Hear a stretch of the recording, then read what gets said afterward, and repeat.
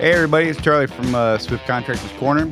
We are here with our weekly live update. Today is the 14th of September, 1921. Yeah, we're going back in time today. It's okay, how about 2021? And yeah, anyhow, you can see how this is going to go today. But hey, look, I have a surprise. I got my buddy. There's Jeff Morton. He's actually live with us today, and this is awesome. I can't wait.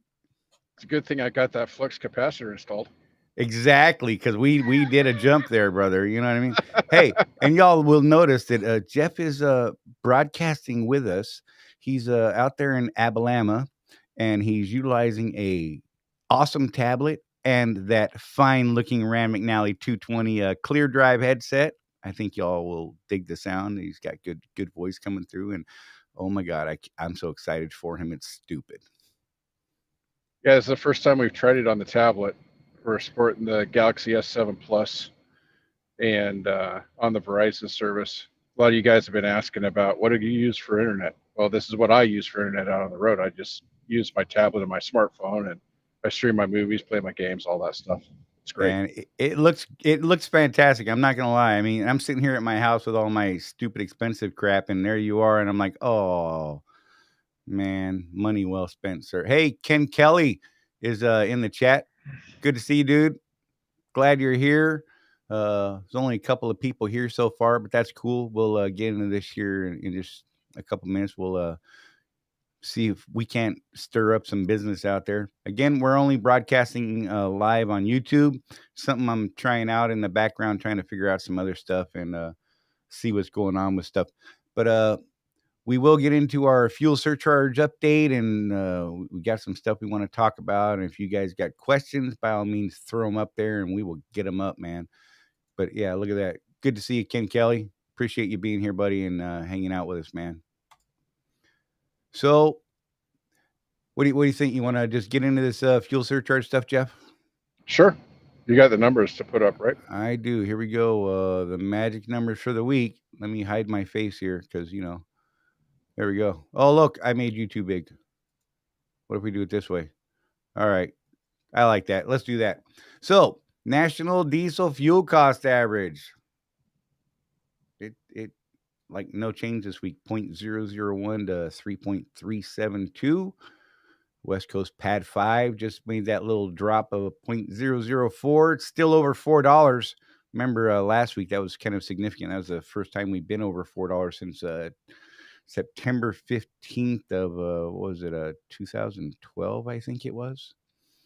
So, but yeah, so the fuel surcharge this week, 0.341, no change from last week. West Coast fuel surcharge, 0.10, again, no change from last week. So, yeah, keep making them miles, guys. The fuel surcharge is awesome. I don't know about you guys, but I always love it. But yeah, man. So did that $4 thing on the West Coast to me is pretty awesome. I really expected it to go up this week, and I'm actually surprised it didn't. That it actually was that minuscule drop. Because I was watching those charts. I don't know if you look at the EIA charts or not, Jeff, but I was watching those charts, and this thing was on this crazy. I mean, if you watch stocks, it was on that crazy climb trajectory, man. And I was like, oh, it's going to go at least one more week up, and then damn, it just stalled right there. Well, one of the crazy things is you got to realize that this is an average for West Coast fuel. Right. I've been talking to guys that in the San Francisco Bay Area, it's $4.30. Holy yeah, there So are if you some take that ridiculous as prices out there. so if you take that as the top average of the average curve, there's fuel below $4 out there somewhere because again, this is an average. Right. Right. So Right. if you're one of those guys that has your NASTIC card or whatever, you're probably getting a really good deal out there and just banking it on this surcharge. So you mentioned Nastic. Any of you guys, I mean, we talk about this stuff every now and then. Any of you guys who are looking for those fuel discounts and stuff like that, Nastic, from everything I've seen. Now, I'm not going to get into why I haven't done it. It's just pure laziness on my part. I don't. There's some work that I don't want to do, and I freely admit that. But I have not gotten the Nastic card. I've seen all the numbers. It all makes sense. It simply is I haven't gotten off my butt to do it.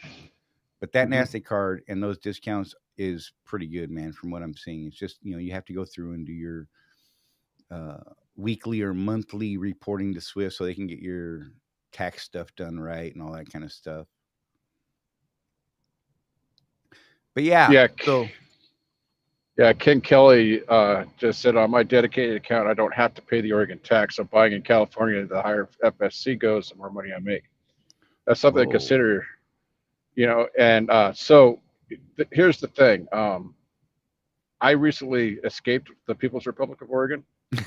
Um, we sold our house and moved to Utah. So, and some of that did have to do with how much the taxes are in Oregon. That they don't have a fuel tax there; they have a mileage tax, and right now it's just below 22 cents a mile to drive a Class 8 truck through Oregon. That's going up to 29 cents next year. God, that's just And brutal. boy, that's a huge cut out of the bottom line. So if you've got a deal like Ken's got there, where a dedicated account is paying the Oregon tax, holy crap, dude, that is huge. That's even bigger than the fuel surcharge, in my opinion, Oh yeah, because that tax is crazy. and then you add that in with that extra 10 cent, West Coast fuel surcharge plus the regular fuel surcharge. Oh my, that's what 60. That's got to be up in the 60 some odd cent range you're saving running that. Right. I mean, last year Charlie and I went back and forth about this. I had a month where my fuel tax was $900. That's Um, brutal. and and the reason was this: I was fueling at the 1-9 station in Corvallis, Oregon, because that was the bottom line cheapest fuel on the I-5 corridor, and I was running the I-5 corridor all month, so I didn't pay into IFTA at all that month. Okay, Right. and I had to reconcile that with my books. It turned out that my bottom line was higher. I made more money than if I had not done that, because I was paying pure fuel tax for California, then the mileage tax for Oregon, um, and getting the lowest fuel price. So Right. if you guys go back to the video Charlie did on how to buy fuel, um, doing the math, it's a little scary.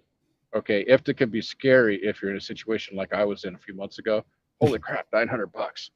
But then Right. I did the math and figured out, but I made more money, more profit by doing it that way, Yep. because those taxes, you have to pay them regardless. It doesn't matter where you buy your fuel, you're paying that tax. So then the game becomes get the cheapest fuel. Yeah, no doubt. So that's a prime example of know your numbers, know what you're doing, because when you're doing the right thing, sometimes you see this number that makes your wife faint, which she Yeah. almost did, by the way. And I had to be able to explain to her why I Right. did what I did and show her the numbers to make her comfortable again. She's like, "Get the heck out of Oregon, man. What's wrong with you?" It did help my case. Right? I told her, that's Oregon. What can I tell you? It's Oregon. That's right. So, uh, let's get into our little topic this week. Let me click over here and click on my magic button. So fatigue. So I've been on the safety kick lately, and I'm hoping you guys are okay with that and digging it. We talked about personal conveyance use and cell phone use, and all these things are coming out at you guys from us and from Swift and different places, and they're coming out for a reason. The last I heard, Swift is now, I can't remember what the term was, but basically we're being watched by DOT, and we're being pulled into scales more frequently now, and most of it's got to do with log violations. I don't know if that watch has ended yet, if they've stopped it yet. I haven't heard that, so I'm assuming it's still there. Uh, our biggest problem on logs, from my understanding, is improper use of personal conveyance. And you guys keep hearing me say it over and over and over. If part of your daily trip planning is to use personal conveyance as getting you from your shipper or receiver to a truck stop afterwards, your plan is already flawed and you're going to start getting tagged for that stuff. But I wanted to get into this week on fatigue and talk to you guys about it a little bit, and how you can approach it from your end, what it's could do to your business, how it can affect you, your relationship in the company, and all those sorts of things. And so the number one thing to me is if you are to a point where you truly believe you are too tired to run and you're saying things out loud like, God, I am so tired. I can't believe how I made it through, the last hour. You really need to stop. You need to stop, figure out how to get a little rest. If it's an issue with, you know, well, I gotta make this load on time. I gotta be there, or they're gonna crap on my head. Well, I'm here to tell you that, I've spoken with David Tillman. I've spoken to, other people in the company, driver leaders, planners, account runners, things like that. You know, a great example, and I'll share this. I'm not naming names. I'm not saying when it happened. It was quite some time ago. I was in an office when a driver walked in, and it was a new driver leader, like brand new. And this driver said, God, and I looked at him, he just looked terrible. And he's like, "Man, I'm like, you okay?" He's like, "Man, I am just so damn tired." And I'm sitting there with the driver leader, and I keep waiting for this person next to me to say, "What?" He's like, "Yeah, the last load just about killed me. I just, was so beat and didn't know what to do. And I finally got it there on time, and I got back here and I'm ready for my next load. But man, this is going to be a rough one because, I hope I can make it there without, having to stop and take a nap." And I didn't hear anything out of the driver leader. And I chimed in a little bit and said, maybe you should rethink this. And I should have taken it a step further, but I felt like I might be overstepping my bounds at the time, and I let it go. And then I talked to that driver leader afterwards, and I said, "Hey, from being a business person, right? I'm looking at costs and risks and things like that all the time, and I'm like, from a business standpoint, it seems to me that you, as the Swift employee there, should have probably stepped up and said, 'Hey, I'm going to need you to just go get some rest and come back tomorrow.' It's not worth running this load. It's not worth the risk to you, the load, the general public, or anybody." But so many people are on this kick. Well, I got to make the load, or they're gonna, crap on my head. And here's the deal. Even talking to David Tillman and other people that I've spoken to, like I said, planners, count runners. I mean, all this stuff. They're like, if it's an everyday thing and you're tired every day and you're bailing on loads, clearly something's wrong. But if you've been out there running your tail off and you're legitimately tired just because you've been hustling. We all get in those grooves and you get to a point where you're like, man, I don't know about this one. You know, if you're already thinking you're not sure about this load and you're not rested enough for it, that's the time you need to speak up and say, hey, talk to that planner, talk to your driver leader, talk to whomever you need to go to and say, hey, I'm truly too tired to do this one. Can we push it off? Can we swap it out to something else? What have you, whatever it's going to take to keep you and everyone safe. You got to protect your business. You wreck your truck because you were tired. It's not going to go well. We see it all the time. You see these trucks, like Rosie likes to call them, the trucks are sleeping. They're laying on their side in a ditch somewhere. And, you can almost see what happened. They just slowly drifted off the road and out into the trees they go. And some of those wrecks end in fatalities. Some, they just like, holy crap, I'm awake now. Now it's too late. So if you go to your planner and and your driver leader and those people and you say, hey, look, I am legitimately too tired to run this load, the next thing out of their mouth should be, great. We're happy you let us know. How much time do you need? Go take another 10 hours if that's what you need to do, and we will try and get this rescheduled or repowered or whatever we need to do. And if that's not what's coming out of their mouth, you need to seek other guidance from other people in the company. If that means you need to call safety, then you need to call safety. And in speaking with David Tillman, I brought this up to him specifically, this type of scenario, and I said, well, you got those old school driver leaders and planners and things, and they're like, well, welcome to trucking, man. You're going to be tired, right? Well, that's not the answer. The answer is, hey, go get a nap, get some rest, and let's try this again tomorrow. And if you're not getting that when you come to these people with these legitimate issues of truly being tired, then you need to contact safety, and if need be, you need to reach out to David Tillman and say, "Hey, David, I really feel like I'm getting pressured here, and talk to your terminal leader, talk to whomever it is you need to rattle their cage. If you need a someone to go between, Jeff and I have pretty good contacts in the company, and we would gladly step up for something like that. And it's just to me, it's just not worth it from a business standpoint. It's not from worth it from a personal standpoint. And I've made some of those sketchy choices in the past and gotten very lucky. I'm Mhm. not counting on luck anymore. I'm at the point in my career and in my business, and I'm trying to stay focused on this stuff that I'm not willing to rely on luck. I don't know what your experiences has been in the past, Jeff, but I could be on a soapbox all day about this stuff, man. And Yeah, I mean, I used to, when I was mentoring, I used to shut the truck down and take a nap from time to time just to make sure that the students would see that, hey, if that's what you need to do, that's what you need to do. And, if it requires a macro 22, it requires a macro 22. I actually had a guy fall asleep on me while I was in the sleeper one time, and luckily he recovered. oh my god, But that was a deal though where he hadn't taken his heart medication that day. right?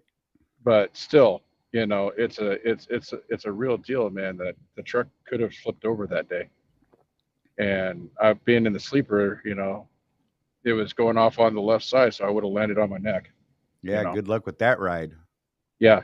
So it's a real deal, and I'll just say too that I've had a specific experience recently, and again, I'm not going to mention places or names. If you guys are paying attention, you know where I'm working.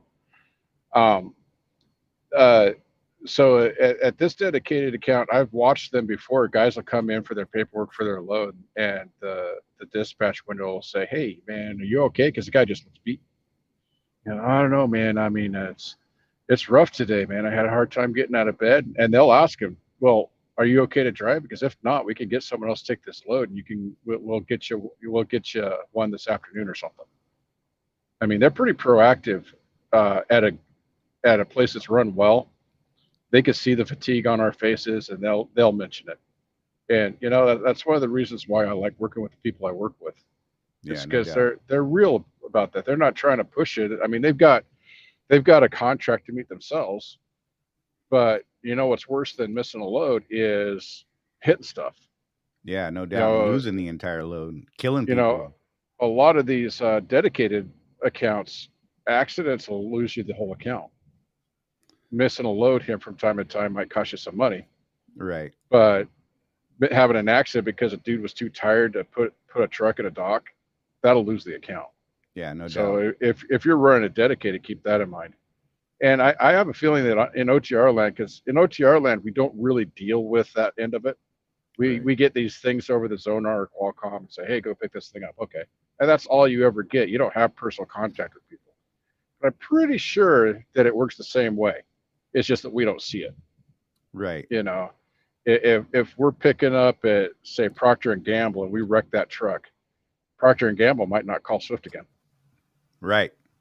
They'll call Schneider or Landstar or whoever that's got a better safety rating. And beyond our own safety, we have to look out for the safety rating of our customer because they're the ones that are giving us business. If safety rating goes down, down, down, down, down, which it kind of sounds like it is right now over the PC use problem that we've got in the Right. company, we're going to start losing freight because anymore, ever since that stupid CSA score came out, what's it been, Charlie? 6, 7 years now. Yeah. Right. Yeah.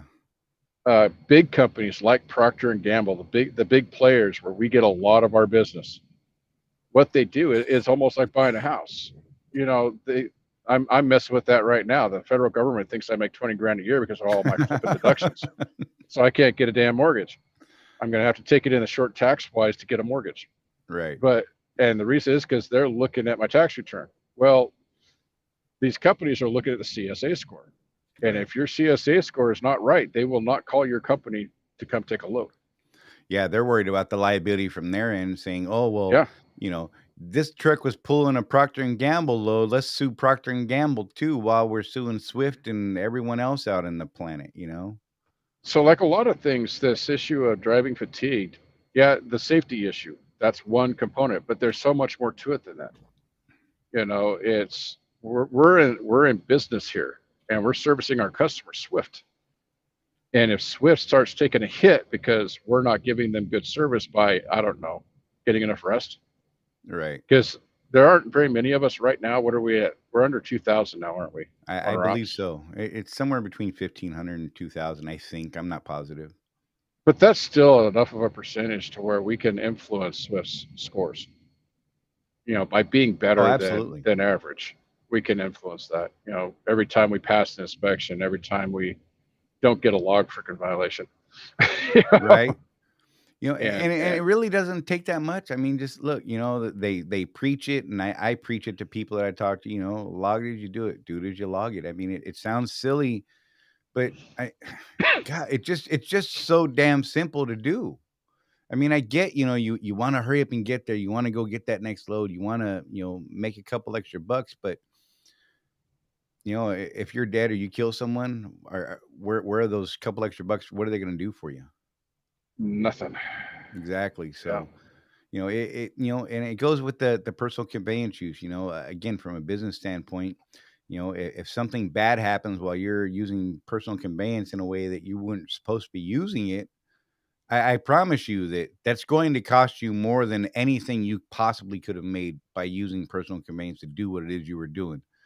It's going to cost you your business. It's going to cost you, potentially thousands in fines. Could potentially cost you jail time. I mean, there's just so much at stake. And then it brings me into this cell phone use thing. You know what I mean? And Jeff and I had a buddy recently who got tagged, and you guys heard me talk about this before, but he got tagged. All he did was reach over, pick up that cell phone for a minute, hit answer because he couldn't get his Bluetooth stuff to work right. Yelled at the phone, "Hey, I'll call you back." Hung up the phone and hung the phone back in the cradle. The entire time that happened took a couple seconds. There's an Arizona State Trooper driving next to him, saw what he did, pulled him over, wrote him a $125 ticket. Could have been $2,750 had he enforced the DOT regulation on that. But no, it's okay. It's just a $125 ticket. Oh, and by the way, 2 weeks later, his contract's been terminated for violating that law.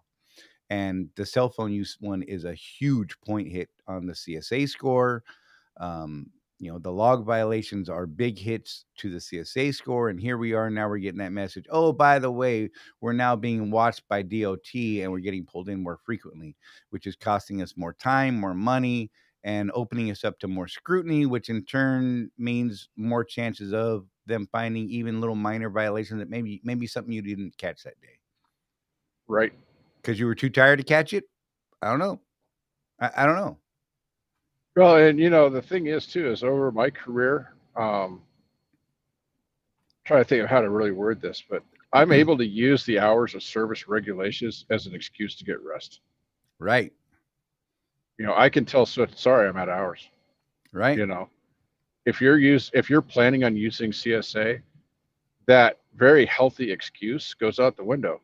And you got to ask yourself, if you're driving beyond your 14 or your 11, how wise is that really? Right.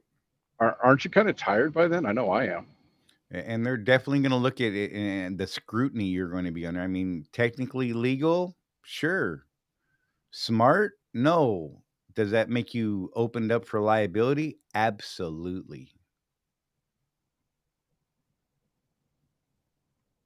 So, You're looking at that question too, aren't you? Let's throw it up yep. there. We both locked up. We're like, oh. So Ken says, what's getting folks in trouble with PC is no matter what the reason, except the weather exemption. If you do not have hours for line 3, you can't use PC. That's not true.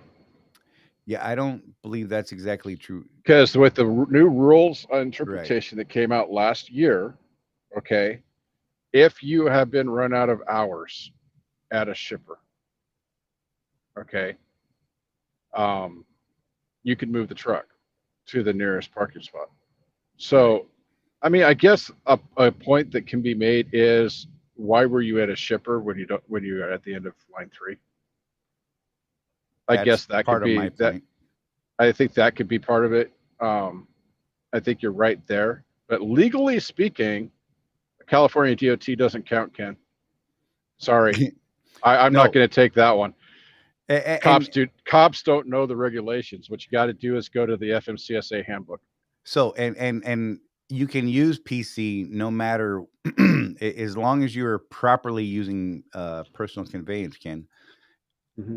And Well, an example it is counts against your if 34-hour reset or your 10-hour break. You just still need to be able to show that you were able to get enough rest in that time period as well. so if I'm at the end of my 11 when I get back to the DC at the end of my day, um, I can then go on PC and go on vacation. Yes, Yes, absolutely. I can. Because PC is PC. It's a completely different line. It's just like And technically I could drive in personal conveyance for 170 hours consecutive. I mean, there's technically no law against that as long as I'm using it uh, properly. properly, and I'm not moving a load, and I'm not moving a load forward, and I'm not conducting business. I mean, we have owner operators who their only vehicle is that truck, and that is their personal conveyance at that point. Yep. And I mean, you The could even key. reach out to David Tillman on this. He'll tell you the same thing, that it's not something that is So the real question is, if you're going to use PC the way Charlie's talking about, are you conducting business at all? If you're not, that's not duty time, man. If you're not conducting business, if you're not forwarding a load, I would go as far as to say that if I'm going to do that, which I'm kind of doing this week, I'm kind of on a mini vacation, and I'll be using PC the whole time to go visit some places. I don't even have a trailer attached to me. I have no piece of Swift equipment attached to my truck right now, other than the right. sonar. It's an RV, man. That's what it is. It's an RV at that point. And And technically, you could bobtail home from where you are right now. as long as we used to call it touching home base back, 10 years ago. Because what we used to do is I would go to Troutdale, drop my trailer, PC home, which back then we just logged off duty and on the paper log and gave it a little Right, note. As long as I went right back to where I went to off duty, that was legal. right, Same thing now. You have to go back to home base. So I went off duty in Opelika, Alabama at the Walmart DC. PC'd over to the truck stop. Next couple of days, I'll PC over to Fort Benning and go through the museum and stuff like that. PC up to the Atlanta, do some stuff like up there, and then PC back to Opelika. As long as that triangle exists, as long as I go back to on duty in Opelika, which proves that I was not conducting business, that's perfectly legal. And it doesn't count against my reset. correct. So where people are getting in trouble is, like Charlie said, I already gave away where I'm working. So they got issues with people. They'll do their stores, go get their backhaul, and oops, I only have 2 hours left, and it's 150 miles to DC. Ah, shit. I'll just drive 200 miles, then go on PC. I'm good. Right. You can't do that. And that's what's getting that. It's that very type of thing that's getting us hemmed up left and right over this stuff. Yeah, that's the little forwarding the load issue. Right. Exactly. So even if you use the 14-hour exemption thing where you can PC to a truck stop, what if that truck stop is 20 miles in the wrong direction? If that's the closest truck stop, by law, that's where you have to go. Yep. And I've seen You, people like literally. There's a truck stop, 5 miles in the wrong direction, and there's a truck stop 20 miles in the right direction that they got to go tomorrow, and they'll drive the 20 miles, which is yeah, that's forwarding not. the load. And when they see where you started that PC for that exemption because of the shipper receiver screwing your hours up, they're going to tag you for it, and it's going to be a log violation. There's just it's cut and dry. It's absolutely clear, black and white on that stuff. Yep, Closest safe haven. yep. And that means that if all there's left at that Love's truck stop is that semi-legal make a parking spot, you got to use it. Right, right. I mean, it really is, and it sucks, and I get that, and my God, it's horrible, but I mean that really is the real deal there, and I'm gonna go out on a limb here and say that people using PC right now in a questionable manner, you need to stop. And Yep. it's not just for the possibility of the infractions you could receive through DOT, but our contract states that our contract is subject to termination due to uh, not following applicable law. Well, Mm. that would absolutely fall under that in your contract if Swift does this crazy audit and says, you know, we've warned you 3 times about using personal conveyance the way that you're using it, which is incorrect. And you continue to do so. Even though you haven't got a ticket, you are violating applicable law. And your contract is subject to termination right then and there. And well, guess what? Now you're 3 years into your lease and you just lost your equity. Do you have the Yep. 10 grand to pull that truck out of the system and take it elsewhere? A lot of guys don't. Some do, and maybe they get away with it that way, and they get to keep their truck. But most guys, let's face it, not going to happen. They're going to lose that equity. They're going to lose all that time, have to go somewhere else, start a new lease, and put all this money back into it and start all over. Yep. I'm not willing to do that. And I own Nope. my truck, and I'm not willing to go start over somewhere else right now. I don't want to learn a new system. That costs Well, money, there's also the issue of, can you even get another contract before Swift lets everybody know why they let you go? right? The individual that we've been talking about last 2 weeks that lost their contract for the cell phone use, that dude got lucky. He walked into another contract the same week. And I guarantee you, if he had not taken that opportunity, the next week Swift would have reported that to that. I can't remember what they call it, that truck driver credit score thing. Right. That database that tells carriers why you got fired. So, yeah, he got See, lucky. and that I mean, and if by some reason he didn't divulge to them that citation, well, then and it comes up later on. I mean, he could still stand to lose his contract for that reason, or maybe he did divulge it and it's not on his record yet, and they're like, well, we'll keep you until it hits, and I mean, they've got legal grounds at that point to drop you. I mean, Yeah. it's just crazy. I mean, I don't know why you open yourself up to those sorts of possibilities. I mean, that just the liability, the scrutiny, and everything else. I mean, that goes up there. Talking about scrutiny, that goes up there with the Swift installed cameras, which everyone knows I am not a fan of. Jeff is absolutely not a fan of them as well. Buy your own camera, put it in there, and monitor it yourself. Don't open yourself up to that scrutiny.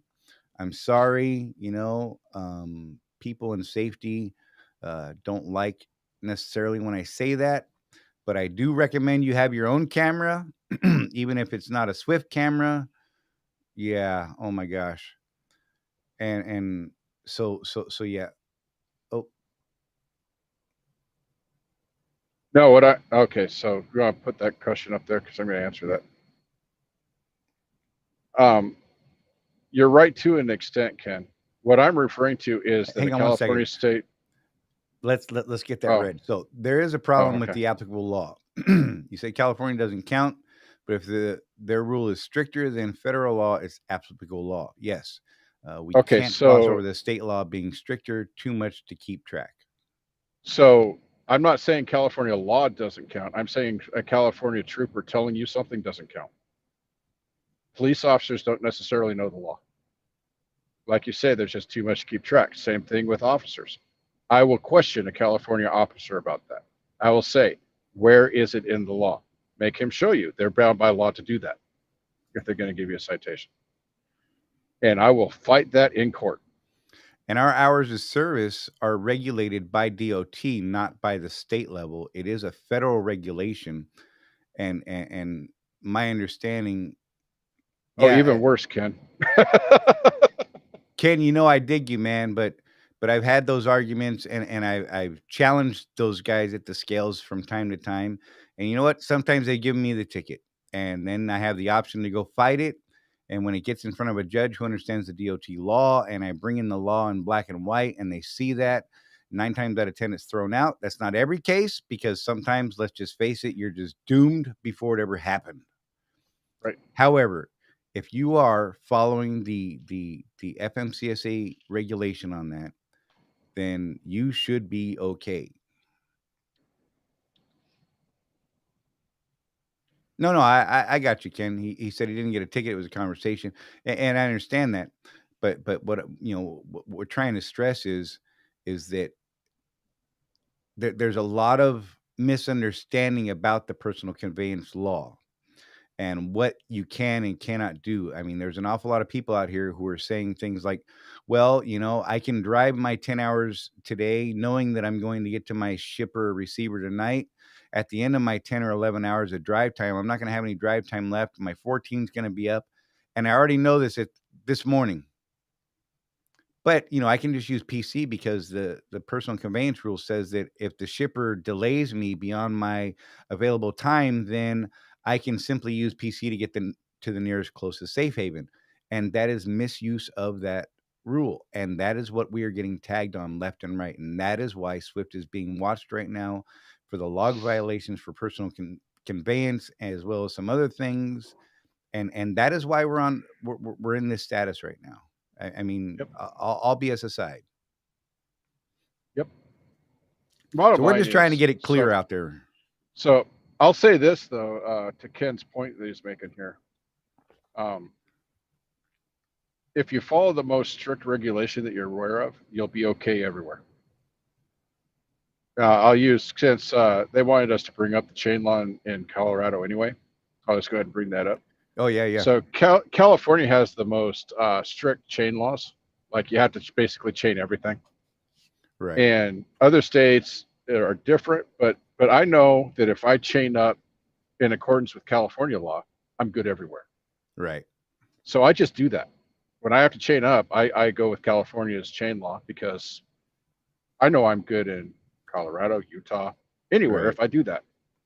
Do I end up throwing a little more iron? Yeah, but I Yeah. know for a fact that I'm good. I'm not getting a ticket. I Right. if I do that California max chain every single time, even though it's a pain, but hey, it's good for the old physique. That I'm going to be okay no matter where I'm at. So with that, they wanted us to bring up the Colorado thing coming up Yeah. because it's So September. right, September 1st, running that I-70 corridor. September 1st starts where you need to have chains on board available from September 1st to May 1st. And you need to have ample chains to properly chain your truck, and an extra set is my understanding, meaning at least one extra chain. I don't know if it's two extra chains or one extra chain. Look, it's been a long time since I've been out there. I'm not even I gonna pretend like I always know.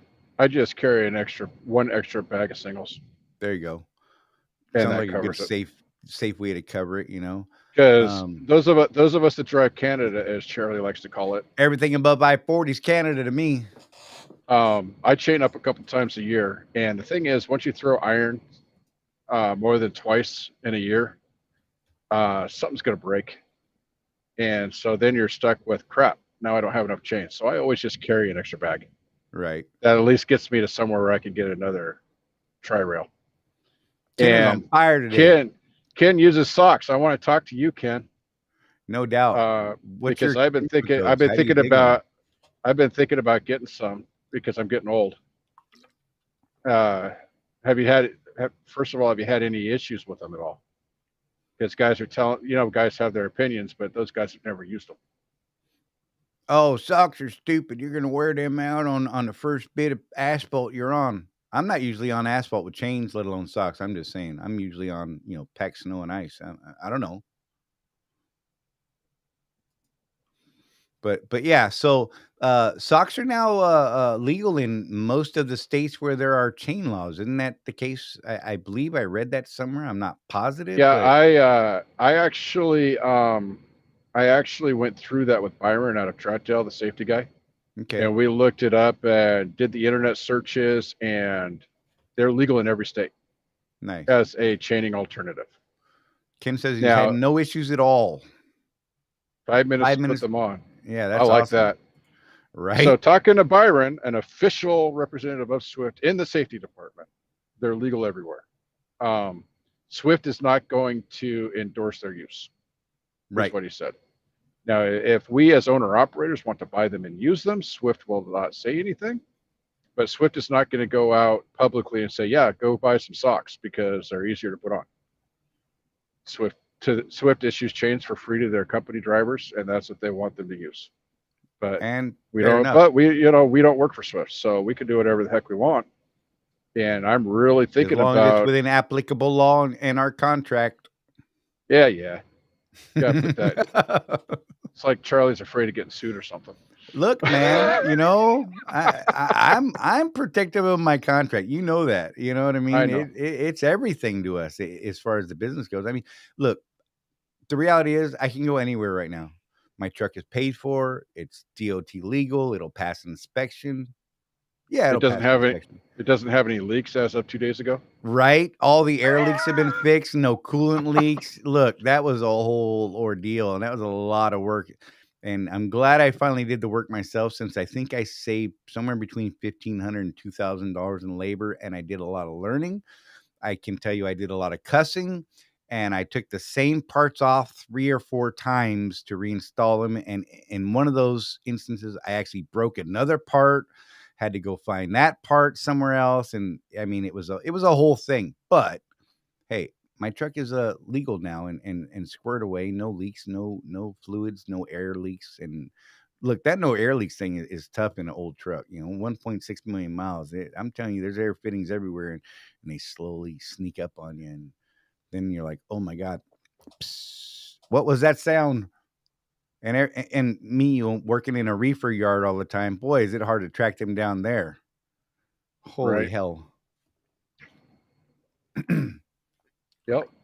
So yeah, the auto sock thing. I was going to pick some up on my way home because I'll probably go through, the Iowa area, drop by Yeah. Iowa 80 because I like spending money there just because it's the Iowa 80. Right. But the socks though, so people, I don't know how many people are actually watching. Ken's the only one actually asking questions. Yeah, So. if anybody has questions, if you're out there and you got questions, throw them up. We'll definitely have the conversation. We like it. They are more spendy than regular chains. I mean, for at the Iowa 80, they're $2.95 a bag. That gets you 2 socks. You need at least 4. And the question I have for Ken too on that one is, I was wondering, do you use socks on the truck and then put drag chains on the trailer, or do you do socks all around? And then we'll take your maintenance question. That's a good question. Well, because I was thinking, drag chains are there to keep the trailer from getting squirrely on you, and I'm not sure the socks give enough resistance to that. But the other thing we found out with my research with Byron is if you use socks on one axle, you've got to use them on all axles. Really? Mm-hmm. No mix and match. But I think that was talking about the tractor. Oh, truck only. Truck only. So I'm right about that. So if you can't put chains on one drive axle and then socks on the other. You have to have all 4 socked up. You can't mix and match them. But it's okay to do drag chains on the trailer and not on the tractor. Is that right? Is that what you're saying? That's what it looks like. Or is that the question? Because that was the thing, the whole point of a drag chain, right? Right. Since socks don't have that much rolling resistance. Right. Would they do anything? May have to look deeper into that for sure.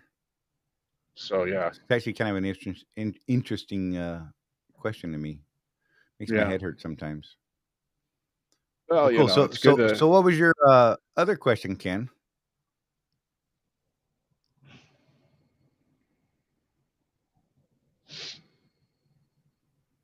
Yeah. Speaking of maintenance too. So it's been a little bit of a journey for me. I tried to pay my truck off this week completely. Oh my gosh. But nobody's working at IEL right now. Nobody's working at IEL until at least tomorrow, so I can't get a hold of anybody to stroke a check. So I'm taking a week down for maintenance. And boy, has that been an interesting one, because I've got some maintenance that, that stuff that we all put off until it's like, yeah, I really need to get that done. Right. So one of the shops I wanted to use, I really wanted to start using some of that stuff that Kevin Rutherford talks about. Go get an MD alignment done and full suspension inspection. But of course, the one shop that's within like 200 miles of where I'm at, the soonest they can get me in is next Wednesday. They and weren't real and pleasant with you either from what I yeah, recall. it seemed to me like they were more interested in servicing their local belly dump customers, Right. which is fine, you know. But yeah, so I really need an alignment because I just ate up a set of steers like in a week. So obviously I need the alignment done. So I'm gonna end up going to Freightliner for that. Oh, And that's then expensive. yeah, I mean they'll do that laser three axle, which is okay. Right. And then the other one I'm gonna do though is, and I'm hoping that this is a great experience because um, Swift has been giving out what we feel is misinformation on the newer trucks. The DPF filter. So there's a company out there called DPF Solutions, and I'm going to go to one of their shops here in the next week or so, where they do a chemical and sonic deep clean of the DPF filter, and they guarantee that work for 1 year. So I don't have a cost on it yet, but like I say, guys, I'm really hoping this is a positive experience because this is I've had 3 leased trucks through IEL. This one's got 700. Let me look over 749,729 miles on it right now. I have never replaced a DPF in my entire career.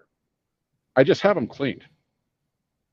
So them telling you guys that you have to have it replaced and it doesn't do any good to clean them, I'm gonna call shenanigans on that. Now Shenanigans. the reason why I want to go to this other company though is because of that chemical bath sonic clean. They don't bake it and then bang it with a hammer. They actually clean it.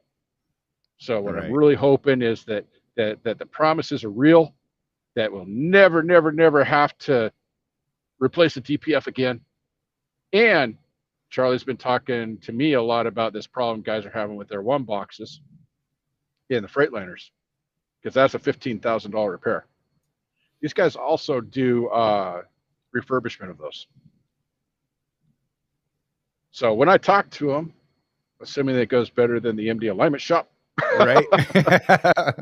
I'm going to be asking them a lot of questions about how, because they've been working on how to maintain these systems for about the last 10 years, and they're Right. growing right now, which is a good indicator that they're growing around the United States. Yeah, they're spreading out all over the place from what I was seeing. So if some of you guys too are interested in some sort of retirement project when you get tired of driving, it's about Right. $90,000 to get into their franchise, We were talking and about that a couple days ago. that gives you all the equipment, and you can literally do it out of your garage. So just All keep right. that in mind. So I use Michelin steers. Do you guys find it more cost effective to spend the dollar on good steers or go Goodyear? And oh, I will use either Bridgestone or Michelin every time. And for I me, it's Michelin every time. it's it's I have an opinion on Goodyear as a company that's not very favorable, so I'm a little bit biased. But their tires just don't last that long. And if you're running the Northwest, especially, like I had Goodyear drives on once. I'm gonna say that again, once. Right. Um, boy, they're terrible in the rain. You know, Charlie gets a bunch of crap for using white singles. Oh, those are terrible traction. Yeah, put a set of those Goodyears that Swift tries to sell you on your truck, and then run through a Right. rainstorm through Portland, and see how you like that. No They doubt. are they are squirrely as all get out. Hey, And Ken, so I'm sorry, real quick. Ken, do you know which model number of Goodyear it is that you're thinking about or speaking of? Just if you could throw that up there. I just want to see something. Go ahead. Sorry, Jeff. and you know, on my on both Michelin and Bridgestones, like the only reason why I'm replacing my steers right now is because they got eaten up because of my alignment. Typically, a set of steers will last me a year and a half. So about, what do we figure it out? Like 150,000, Right. 160,000 miles. My drives last me typically about 400,000 miles, which is odd because nobody else seems to get that out of them. I don't know if Right. it's because of the way I drive, or maybe Michelin tires just like me. I don't know. But it's not just the rolling resistance; it's the traction. That rubber compound that Michelin and Bridgestone uses is just better. They Right. grip the road better, and I'm just it to answer your original question. It's worth the money to me. Right. And to me, it's absolutely worth the money. And like I said, I will only do Michelin's. I will. It's just my preference at this point. I've had nothing but good luck with them. Never had one of those weird recall type issues. It, you know, uh, Ken said, "No, I just get grief from other drivers because I spend for Michelin. I want to know if I was making a mistake. No, well, you won't get us to Oh, say you're making a mistake. We're with you, okay, so let's take drives as an example. Michelin versus the Goodyears. The Goodyears are cheaper. The Michelins are more expensive. How do you feel about spending another 3 grand a year in fuel? right? Because Rolling that's what resistance. those because that's what those Goodyears cost those guys. So it's pretty much break even when you do the numbers. Michelin's cost more on the front end, but they save on fuel mileage by an average of about 3/10 of a mile per gallon. Anybody know the Goodyear model number for steers? Why would we know that, Charlie? We don't I work there. don't know, man. I'm just trying to do a little research here while you guys are talking about this stuff, so I can throw up some number. Keep doing your thing. I'm gonna do a little quick little research here while you do that. Oh, okay, you got to look at rolling resistance and stuff. Yep, Yeah, beware because Charlie informed me that the last tires I bought were like the worst tires I could have possibly bought. So it was painful, and I remind him every now and then about it. hey, I'm still running them though. That's right, Uh, learning your lesson, paying for that education, sir. well, I'll be switching them out at the beginning of the year and seeing what the real fuel mileage difference is. So so yeah, it's not just the if guys are giving you grief, just let them know, hey man, this is why I do this. That yeah, you pay more for them on the front end, but they last longer and they get better fuel mileage. Yeah, they have one of the better rolling resistance. I mean, there actually is tires out there with a better rolling resistance minimally. It's not a huge difference. They also some of them don't last as long, so I mean, there's trade offs to either side of it, I suppose. Really like the Toyo tires, that off Japanese brand. They have the same rolling resistance as the Michelin's, but they only last 150,000 miles, Right? whereas a Michelin drive will last you 300. So twice the life, same rolling resistance. It's kind of a no-brainer, Yeah, and no they're only doubt. a couple. They're only a couple $100 cheaper. So Trying to find a Goodyear steer tire. I'm having trouble.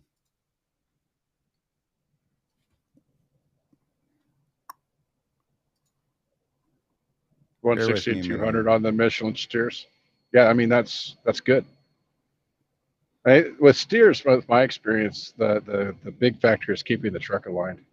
Because, like I said, I went from so over the last 2 weeks, I've gone from no discernible wear on the tires to I'm seeing steel belt.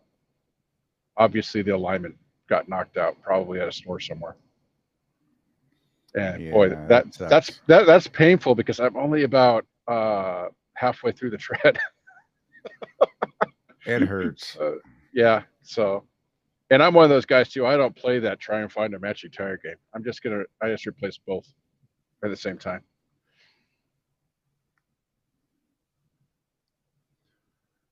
So let's see. I found one. Let's see what position we're looking at here.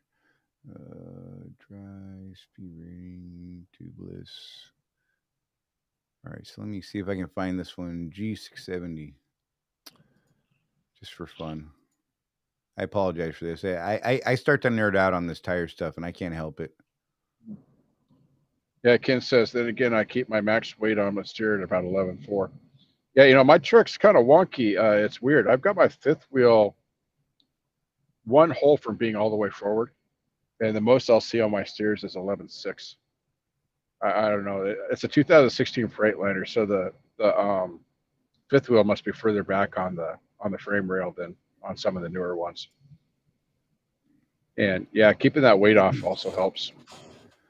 So I found a Bridgestone steer tire, and it's actually one that I've seen some people using. It's the R283A Ecopia, whatever. Anyhow, so the rolling resistance on that one is 11 points above what the Michelin XEA2 Energy is. So I can't remember the exact amount of fuel mileage you can expect from that, but I seem to recall something back in the the day that somewhere, around every 10 points is, see, now I'm afraid to make a guess here. But I want to say it was fairly significant, maybe half mile per gallon, something along those lines. Again, I'm not positive. I'm gonna have to do more research on it and see if I can't get a better answer than that. But yeah, that look, Well, even and 0.2 of a it, mile per gallon, that's gonna make me sad, and they're not gonna last as long. yeah, and the thing too is that the position of the tire makes a difference too. You get a better fuel mileage gain off of good drive tires than you get on good steer tires, Right? because most of your resistance is coming from the back, Yeah, no doubt. where all that weight And there's is. 4 of them versus the 2, so you got to do the math on all of it. There you go with your Charlie math again. I know, man. I can't help it. Most Well, of us hey, have 8. Most of us have 8. right, right. So, oh yeah, huh? My bad. There, I did it again. Well, hey, check this out. Anybody got anything else? We've been at this 56 minutes, and we should probably wrap it up if no one's got anything else. Those of you who were with us, awesome. Those of us, those of you who are joining us on a replay afterwards, and you didn't know we even had this and that sort of thing. Maybe you didn't subscribe yet or hit the note, set your notifications up. Please do that. It's going to help us out, reach more people, and let you guys know. Uh, our participation was a little lower today than it has been in the past, and I think that might have to do with it not streaming live in Facebook. I Oh, apologize for that. Go ahead. What? oh, we should announce something. So driver appreciation week for you guys. Oh yeah, If you yeah. can make it to a terminal, and if you're like me, you try not to, but it's worth it this week. Because if you make it to a terminal, they'll put you in a raffle that's worth how many? Uh, They said 4 truck payments. 4 truck payments is what that raffle is worth. They're raffling away 4 truck payments, and you're going to say 4 truck payments. We don't know what happens for these guys like us that have their trucks paid for yet. I've asked that question, haven't got an answer yet, but look. And if you cannot get by one of these driver appreciation events, and I guess there's supposed to be owner operator booths or tables and things like that set up, or a recruiter at that. If there's not one of those, reach out to one of the owner operator recruiters. Joanna Joanna Sims is departing the recruiting department soon, which makes me sad. But you know what? She's still a recruiter till Friday. I say hit her up. Let's all blast her email. And no, okay, she's gonna punch me for that one next time I see her. And tell her congratulations on our new opportunity. Yeah, she's moving on to other things. She's still going to be in the trucking industry doing other things. We'll get more into that when we can. Reach out to Michelle Cantrell up in Greer. She is our go-to. She and Joanna both have been our go-tos for years. Now we're down to Michelle. It's nothing against anyone else. These are the people I built relationships with over the years. So reach out to Michelle Cantrell and say, hey, can you put me in that raffle for those free truck payments? Because that would be awesome. I don't know about you guys, but saving a month's worth of payments would be awesome. I don't really have payments, but whatever. You get the point. Anyhow, reach out to the owner operator recruiters and let them know you would like to be entered into that raffle. Man, that was a good save, Jeff. I almost blew that. I apologize, guys. I Yep. really want to make sure people knew about that. So yeah, if you could and you haven't, swing by our YouTube channel, hit that subscribe button, thumbs up on the videos you like, leave comments. Look, you can thumbs down the ones you don't like. Let us know what's wrong with them, though. Don't just hit that. Don't just mash that button. Let us know what you like. Let us know what you don't like. Yeah, And remember we're new at this, so any criticisms are welcome.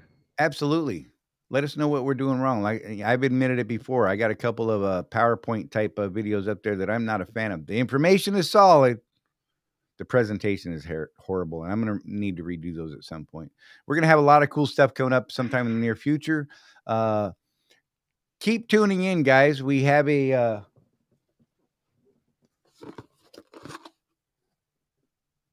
let me find there we go. Blue Parrot B550 XT. We're going to be giving away sometime in the near future. I'm not exactly sure how we're going to give that away yet, but it's going to be through this YouTube channel.